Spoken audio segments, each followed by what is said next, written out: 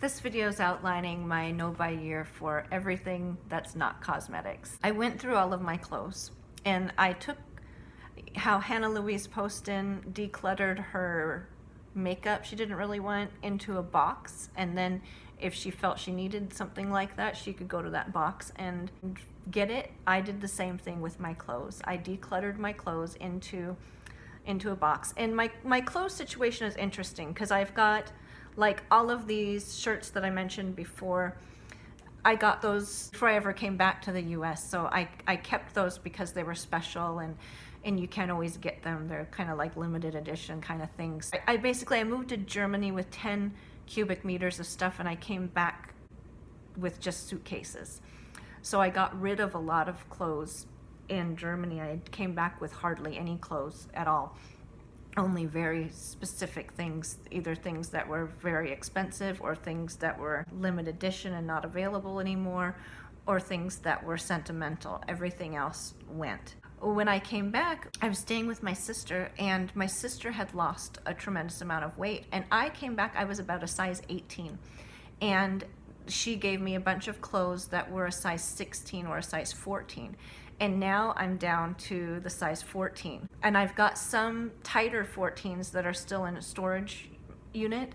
I needed clothes, and I appreciate the clothes, and some of the clothes that my sister gave me are stuff I would never get rid of because they are just awesome. Some of the tops and things, they're not really something that you would ever see me in, like hot pink t-shirts and things like this, that or more of a fluorescent pink, not just a hot pink, fluorescent pink stuff.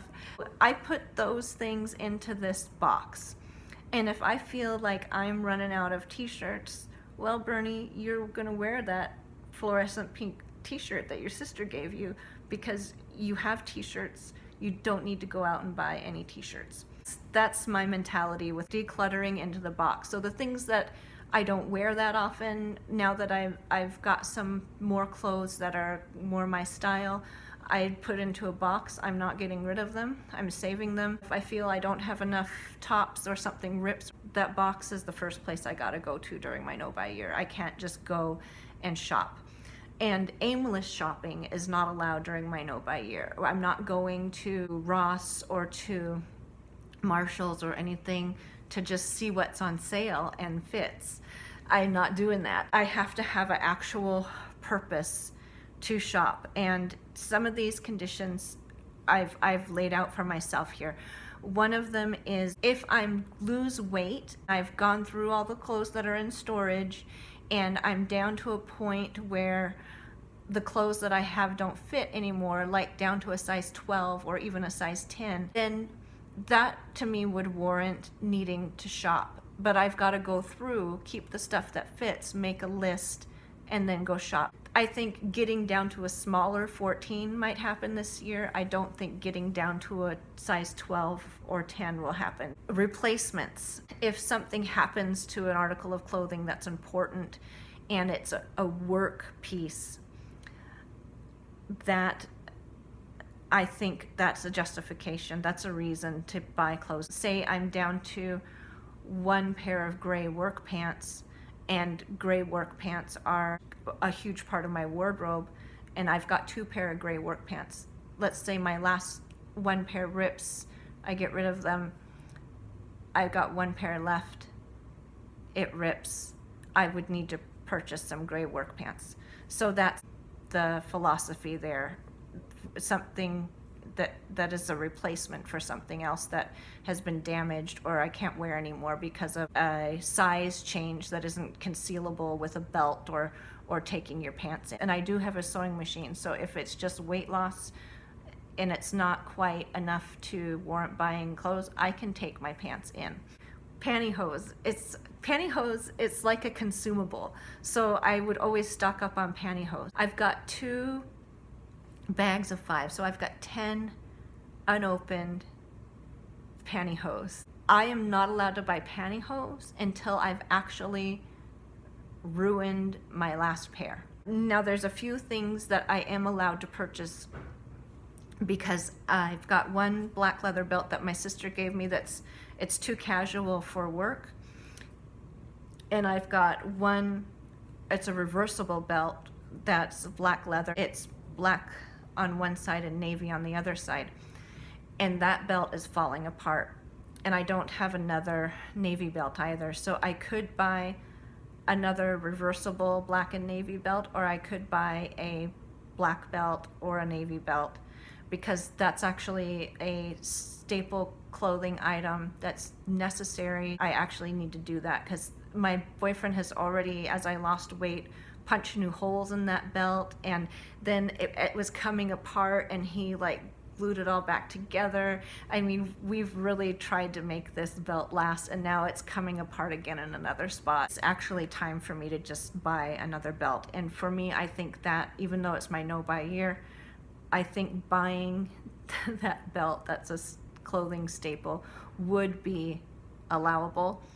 I'm not saying that I'm going to do all of these things. I'm just saying that if it happens, if I find a belt that could replace that belt, I can buy that belt. The other thing is that I have to have a foot surgery to remove a bone spur on my foot, and I'm having that in April. Most of my shoes are shoes with heels, and since this bone spur's gotten so much worse, it's really hard to wear them. I did buy some flat shoes. Most of them are casual. Only one pair is not casual, and they're blue and they're velvet.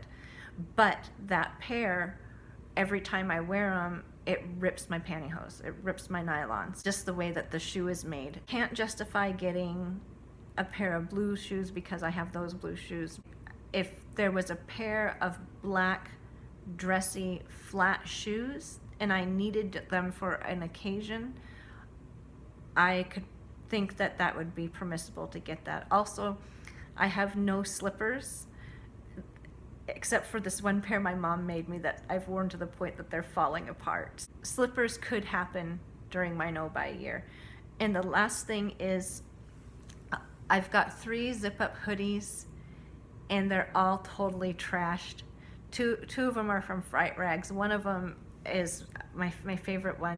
It has a picture of George Orwell on it and a George Orwell quote on it. I had to get rid of it because it's just trashed. So, and my other 2 are trashed too. They're all just ripped up and old. I could justify getting one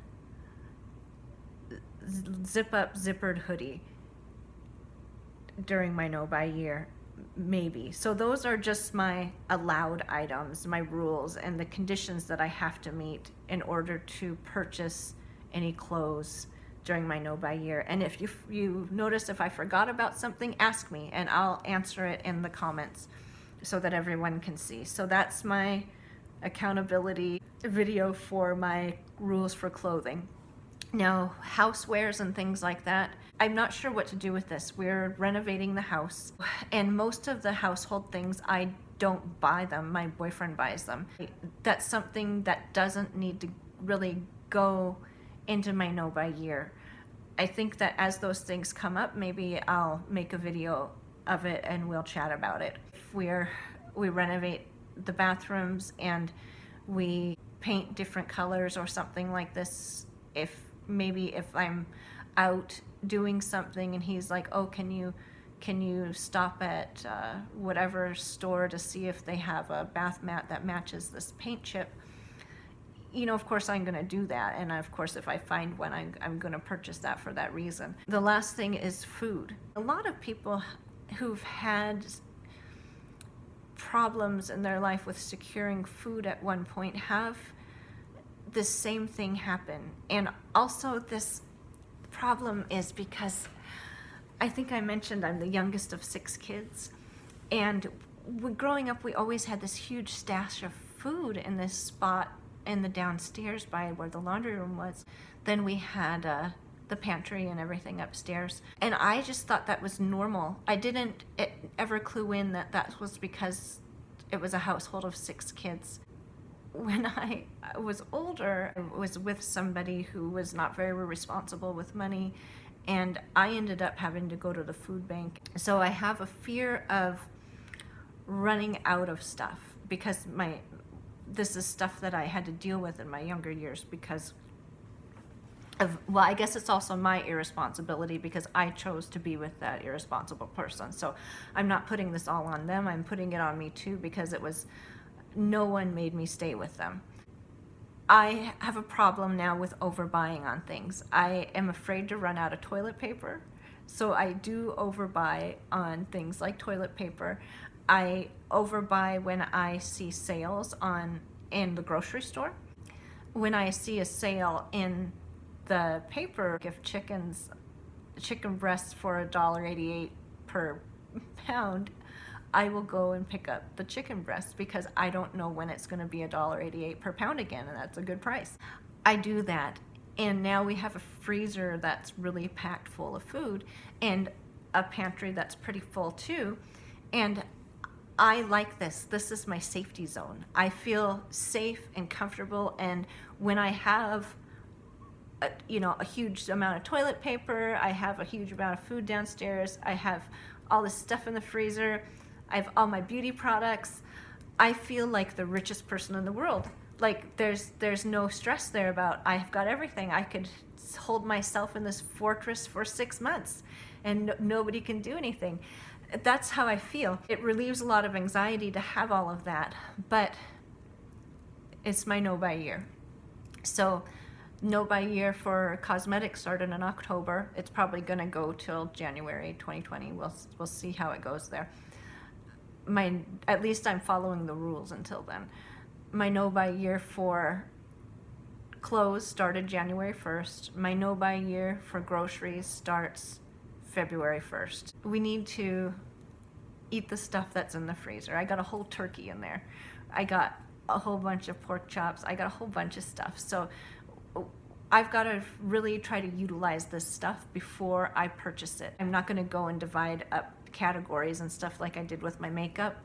I'm just going to be logical about it. Be like, well, maybe you don't need to buy those potatoes because you've got rice and you can make something with the rice. That kind of stuff. No, don't go and you've got chicken breasts in the freezer. You don't need to go buy those other $1.88 chicken breasts. I'm trying to get myself into this mindset now.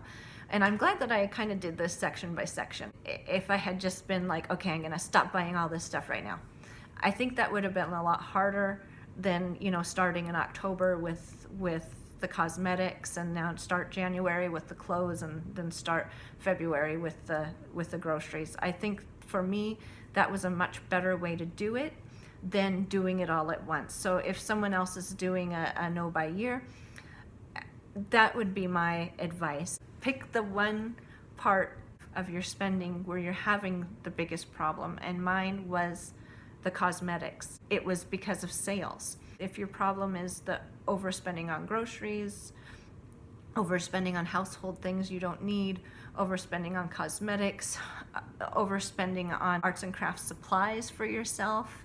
I know a lot of people who have that problem too, and have rooms full of arts and crafts supplies. These people work 60 hours a week and have no time for arts and crafts. Pick the area in your life where you think you're having the biggest problem and start with that one, and then move on to another area and move on to another area. I know I'm only a few months into this, but I think doing this staggered approach was the better way for me to do it. So anyway, thanks very much for joining me, and I hope you liked this video. If you like this video, please like this video. I'll see you again soon. Bye-bye.